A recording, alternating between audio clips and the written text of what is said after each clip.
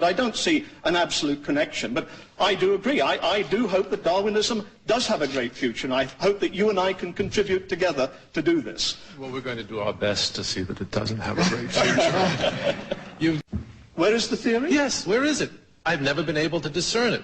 Simply saying that things change is not a theory. You and I are both philosophically trained, and you know that we're both into rhetoric at this point, because you know perfectly That's all there well. is. No. Darwin's theory of evolution is the last of the great 19th century mystery religions. And as we speak, it is now following Freudianism and Marxism into the nether regions. And I'm quite sure that Freud, Marx, and Darwin are commiserating one with the other in the dark dungeon where discarded gods gather. You also ask, if evolution is true, quote, then why are women, but not cats, born without the sleek tails that would make them even more alluring than they already are? Well, now, aside from aesthetics, you know, I saw the Catwoman Batman film too, but aside from that, why... You don't seem to understand that different ecological environments in the distant past as well as today produce different adaptations. Why is that so strange to you? You're right, I don't that you would understand find it as a failure of evolution? You're right, I don't understand it. You don't understand that different ecological spaces require different adaptability, that the same kind... You don't? No. Well, it seems fairly easy to figure out that if you're living in a desert... That is the difficulty with the Darwinian water position. would be it's more always important. easy to persuade yourself that you've understood something when you haven't understood a thing. Let me ask you a question about your commentary article. Okay. You said in your commentary article, page 20, the major transitional sequences in the fossil record are incomplete. Yes, they are. And you cited as your reference Romer's hot-off-the-press 1966 article. No. Now, are you Romer? Romer is a very great man and very knowledgeable. Yeah. 1966 is not exactly cutting-edge paleontology. Right. Are you familiar, sir? sir? Let's turn to Carol. No. Are you familiar with the research that's been done in the last 31 years? Mm-hmm. I can't imagine that, because you would realize that the major argument going on among paleontologists dealing with the reptile-mammal transition is, where the hell do you draw the line? These things grade insensibly into each other, and they have no ability to say, these guys are mammals, these guys are reptiles, because they roll into each other. Yes, I agree with the tail end of your question. Mr. Berlinski, you're never going to be satisfied. Every time you find 16 new things, new fossils, to fill in the so-called fossil record that was missing, you just say, find 16 more. So my question to you is, how many 16 to the what power do we have to discover before I'll tell you accept exactly. this is true? Here's what Darwinian theory rigorously requires. For every significant morphological or physiological feature in a modern species, we should have a panoply of intermediate forms that explains how they arise. We don't have them for some good reasons, but we have nothing like an explanation for the gaps that exist. The fog is rolling in again. I'm telling you, the species aren't there. We know something about the past, and there are facts about the fossil record, and I'll tell you in a very general way one of those facts, and that is that fossils show a succession of types over time. Now, we know the other side advocates intelligent design as a primary characteristic of the fossil record. Let's explore the primary scientific characteristic of intelligent design when it is squared with the fossil record. The fossil record, and I can give you specific examples, is characterized best by sequences of appearances and disappearances. Now think what that means. What that means is that the characteristic that best describes the intelligent designer who would have designed this fossil record is incompetence. Because everything the intelligent designer designed, with about 1% exceptions, has immediately become extinct. Intelligent design has no explanation for the successive character of the fossil record. Evolution has a perfect explanation, and that is the appearance of new forms and the extinction of others. And if you see a scheme for the natural history of intelligent design presented by the other side tonight, you should treasure it, because they've never announced one before. Thank you, Mr. Miller. Don't go away. Mr. Behe.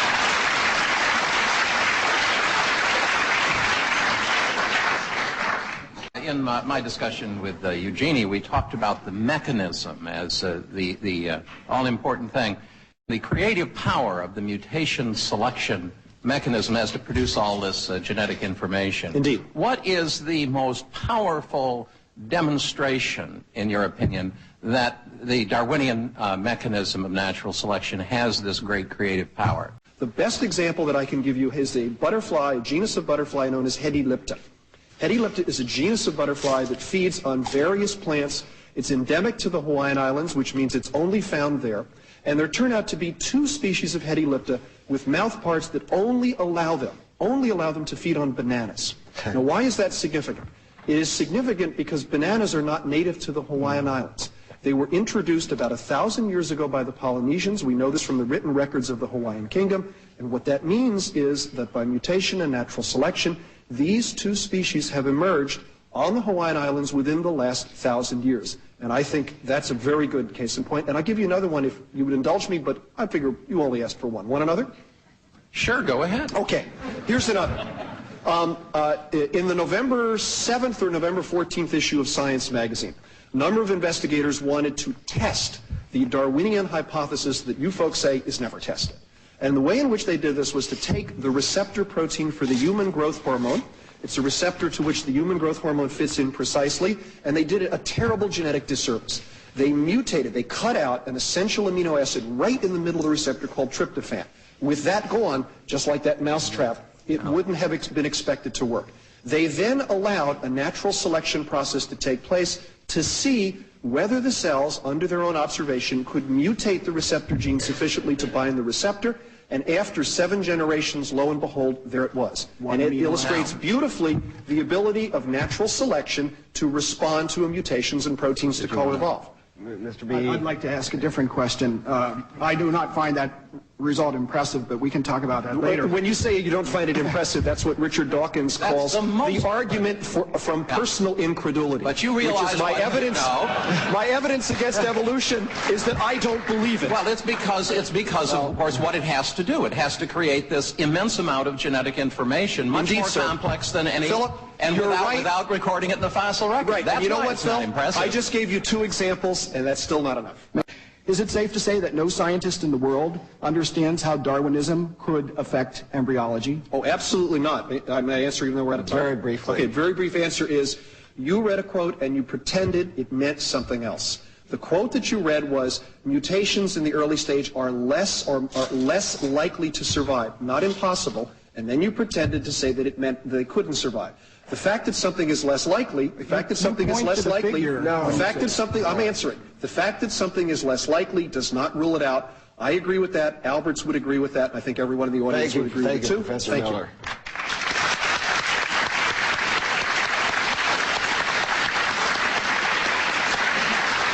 I am a practicing Catholic. Under the circumstances, I've made certain commitments, but none of what I have said yet derives exclusively from that position. Mr. Berlinski is himself not a believer, and he's certainly eloquent in his dissent from your position. I think well, go ahead, Ken. Let me ask a question along those lines, because you bring up your faith, and I have to tell you that over the weekend, looking for a weakness, I read Nearer My God, your recent book, which I much admired. I thought it was a marvelous explanation of the faith that you and I share. And I want to read a quotation to you, and as everyone in the audience will know, I came tonight with the hope to be remembered as the guy with the placards. And the quotation is an important one. New knowledge has led to the recognition of more than a hypothesis in the theory of evolution. It is indeed remarkable that this theory has been progressively accepted by researchers following a series of discoveries in various fields of knowledge. The convergence, neither sought nor fabricated, the results of work that was conducted independently, is in itself a significant argument in favor of this theory. Would you care to speculate who said that, sir? Well, the answer is I have no quarrel with it. Within 10 years after Darwin died, they were able to document to a point that he hadn't in the 20 years since he had visited Galapagos, a certain phenomena. I have no quarrel with those phenomena, but I think it's correct to classify them as microevolutionary, not macroevolutionary. Well, in that point, I think you're in disagreement with Pope John Paul II, who made that statement. No, wait a minute.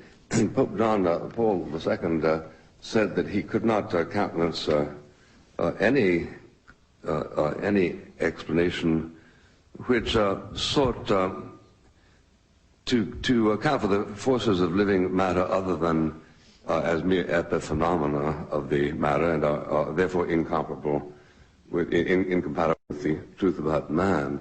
Darwin's theory requires a multitude of continuous forms. We do not see that in the fossil record. In fact, major transitions are utterly incomplete. Will you accept that as an empirical fact? Now, you sound like a guy who is writing a story about baseball, comes in the fourth inning and says, well, you know, I'm going to write about the fourth inning on. The first three innings didn't happen because I wasn't there to see them. The fact that we can't find every one of those intermediate fossils yet in 150, we can't find any of the major transitions. It's just that when we find them, Doctor, you say it's still not enough. Thank you, Mr. Lynne. I argue that you can tell who a system was designed, but the identity of the designer is a more difficult question. But is this designer responsible when things go wrong, or for parasites, these complex parasites?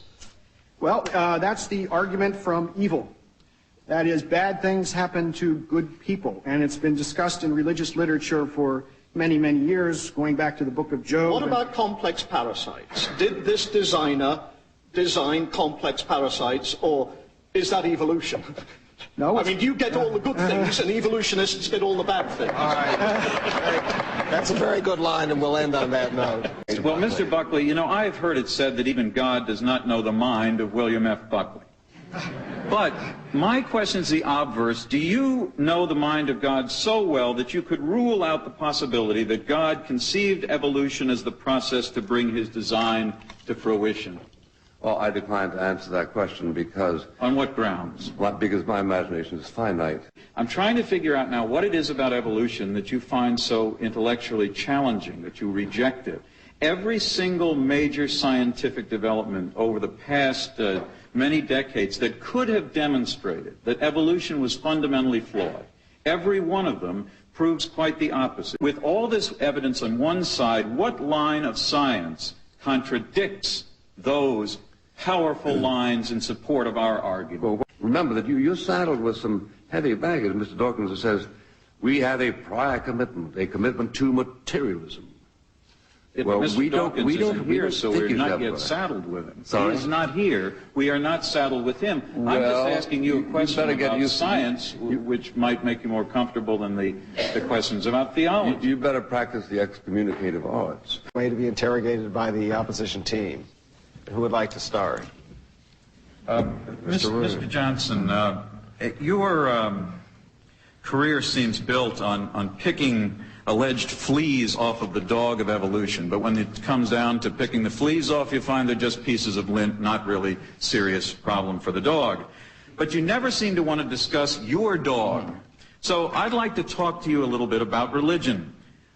Talk about Noah's Ark, for example. Do you believe that there were dinosaurs on Noah's Ark, at least baby dinosaurs? Or I don't make any reference to the Bible or biblical authority. I don't deal with that at all, and I really don't have an opinion about it. You don't have an opinion. Okay, well, let's say that this book, which is widely distributed in creationist circles and used in schools, home schools, and religious schools at this point, has nothing to do with me. Well, I'm going to ask you about why you don't do something that those of us on this side do. Here's a little picture, man and a dinosaur. Adam wasn't scared to watch dinosaurs eat because all the creatures ate plants and not meat. Now, do you think that's good biology, number one? I do not, and in fact, I have said on many occasions and have urged persons of the conservative Christian community to put aside the whole Bible issues and let us ask the question, what is actually known from scientific evidence as opposed to materialist philosophy about the claims of evolution? You're a great lawyer, but you didn't answer the question. I want you to know, to tell us if you think that this is not so silly and dangerous kind of ideas to plant in the hands of high school students, that in fact the Flintstones are some kind of documentaries. Yeah. That's pretty dangerous. Yeah. The kind of thing, I haven't seen this, the kind of thing you're encouraging certainly is silly, just almost as silly as the work of Richard Dawkins. And is damaging. Professor Miller. And I mean that. We have heard over and over again that there are gaps in the fossil record, there are missing forms, and it's been implied the only reason they could be there is because evolution is not the explanation. I want to show you a very famous gap. It's a gap between mesonechid mammals, land-dwelling carnivores that lived, 55, 60 million years ago, and archaeocetes, which are the oldest whales. We know from skull and dentition patterns that, as it turns out, these whales are very closely related to mesonechids. And my colleague directly across from me, Michael Behe, once wrote, if random evolution is true, there must be a large number of transitional forms between mesonechid and the ancient whale, and much in the way that Dr. Berlinski has said, he said, where are they? Well, they're right here. 2, 3. There turn out to be 3 transitional forms, including a complete skeleton named Ambulocetus natans, which turns out to be an extraordinary intermediate. And here's the point that I want to ask you. It turns out that all these fossils are found in the area where the Indus River empties into the Indian Ocean. They're all in the right sequence, and furthermore, they form a transitional series. Now, here's what I want to know, Phil. You keep saying, where are the transitional forms? Paleontologists dig them up. What's the matter with them? Here's what the matter is. The most important point to me is that the fossil record is most conclusively un-Darwinian just where it's most complete, in marine invertebrates. And that is why it is shocking that one finds that where it's the most incomplete and where the imagination can have free play, that's where you get the examples. We don't know that these form a transitional sequence at all, and you don't know how it could have happened and by what mechanism. And if you do, I wish you'd publish the paper on it, because I'd love to see it torn to bits. Hang on for a second. I don't want anyone to miss the point. Dr. Behe said, where's the transition? Philip Gingerich and others dug up not 1, not 2, but 3 transitionals. Are they transitionals? We don't know that. You know, I would think in a fair fight you'd say, you know, darn it, we were wrong on that one. You guys got the evidence. Okay, here's one for your side. But what's happening is... I can quote to you from an article in Science says that they are not. Cannot be placed in an ancestor descendant to sequence. No. Well, we're going to have to miss it. Thank you very much. I'm done. Professor. You're done. You're free. Thank you very much. If they had been dissimilar, it might have been an argument against evolution. It turned out not to be the case. That you have been invigorated by the shade of Charles Darwin. On the terms, you say evolution is not useful. The very reason why we study the translocation of proteins in lower organisms such as yeast is because we believe we learn something about how our own cells work by studying other organisms, and the underpinning assumption for that is, in fact, evolutionary biology. Nonsense, and you know it. You study it because it's an interesting and accessible question. That's the only... Well, sir, the only thing I can tell you is if it really was nonsense, the significant sections I write in the end of my grant applications to the National Institutes of Health would no longer be successful. Could well be. How many morphological changes do you think were required to affect the transition those charts of yours were sent to document? Okay, now I will give you a straight answer. And the straight answer is that when you look at 2 species that are separated by 5 million years of geological time, the number of changes must be very, very large. Give us an estimate. Yes, I've read the same science papers you have, but those are very close. A dog-like mammal and a whale are very far. That's right. And the other end of the room is very far away. And it should not surprise you that I get there with 1 step at a time. Right. And that's what we're talking about. Can I conclude that you refuse...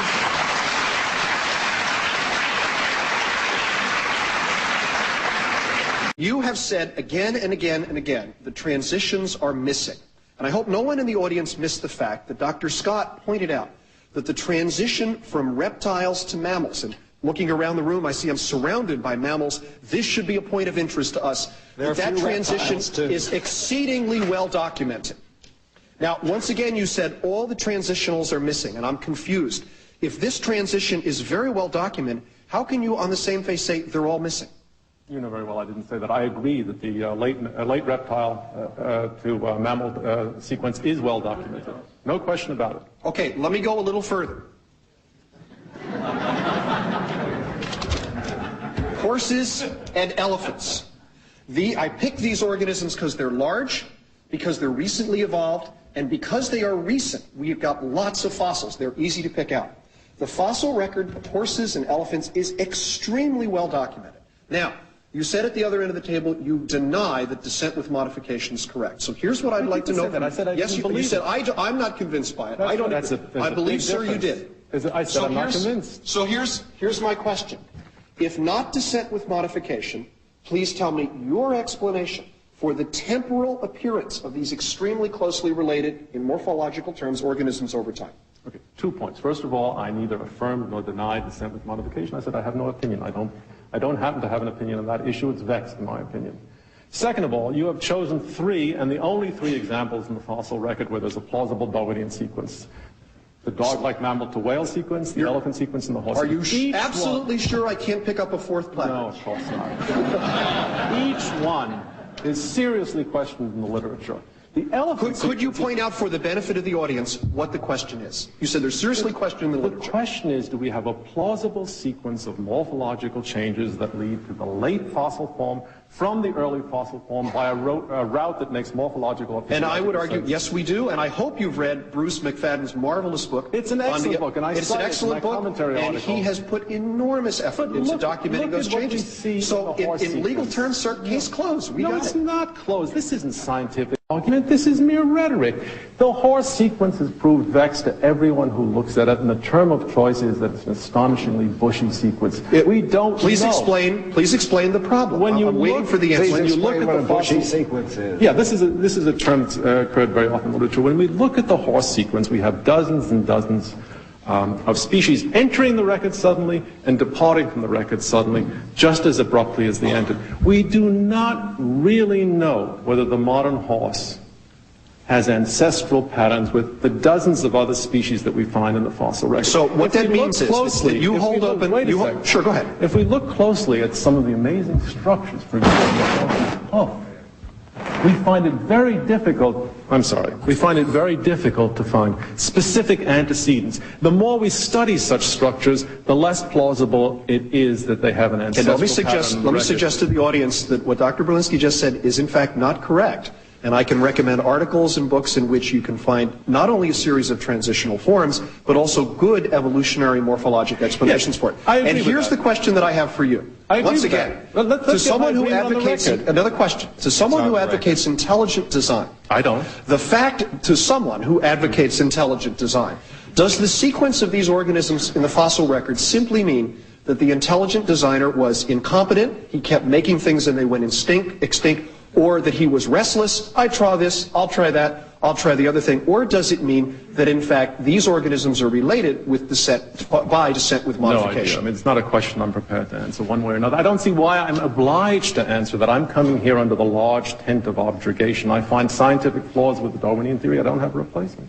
Okay. The point that I think is extremely significant is in this case, one side argued from authentic evidence and the other side said it's not enough to convince me. And I think that's a good way to end the discussion. Thank you very much. Well, I hope that our side at least has done what I promised we would do from the beginning, and that is we have asked for alternative explanations for evolution and we have gotten none. What have we gotten?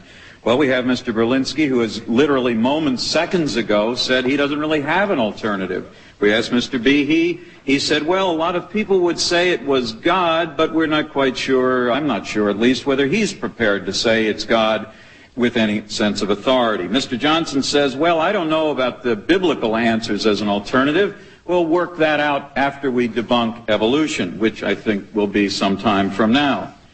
We've made it clear that evolution is not a philosophy, it's not a religious idea, it's not an ideology, it's the best, indeed it's the only scientific explanation for the fact that there is change in the natural order. We asked about intelligent design and got, I think, the best answer from Mr. Behe. Mr. Behe has, of course, compared, like it or not, compared the extraordinary complexity of the human cell to the mouse trap.